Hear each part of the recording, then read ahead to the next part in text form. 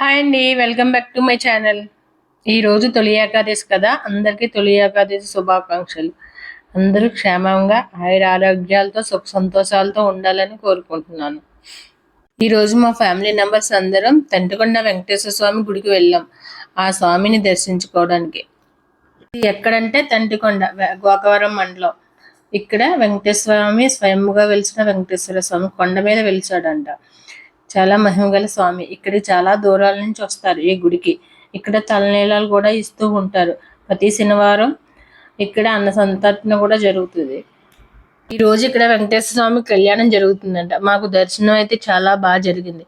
గుడి చుట్టూరు 3 ప్రదక్షిణలు చేసి మేము లోపలికి వచ్చాం స్వామిని దర్శించుకోవడానికి.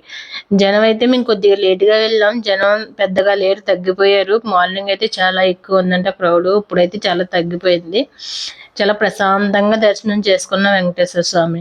ఈ గుడి కొండపై నుంచి చూస్తే చుట్టుపక్కలంతా పొలాలంతా పచ్చగా ప్రశాంతంగా చెరువుతో చూడడానికి ఎంత ఆహ్లాదకరంగా ఉంటుందో.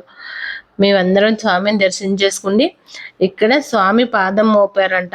ఆ పాదం దగ్గరికి వస్తున్నాం దర్శించుకోవడానికి. ఇక్కడ కోతి చేతిలో ఉన్న ప్రసాదం లాక్కు పెట్టుకెళ్ళిపోవడానికి చూస్తుంది అనమాట. ప్రసాదం విసిరితే క్యాచ్ పెట్టి తీసుకెళ్ళిపోయింది.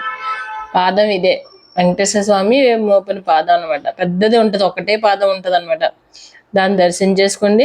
తర్వాత ఇక్కడ తాబేల్స్ ఉంటే అవి చూసి తర్వాత ఇక్కడ లక్ష్మీనారాయణ విగ్రహాలు ఉన్నాయన్నమాట. అక్కడ కూడా దండం పెట్టుకుని మేము అందరం అక్కడే కాసేపు ప్రశాంతంగా కూర్చున్నాం.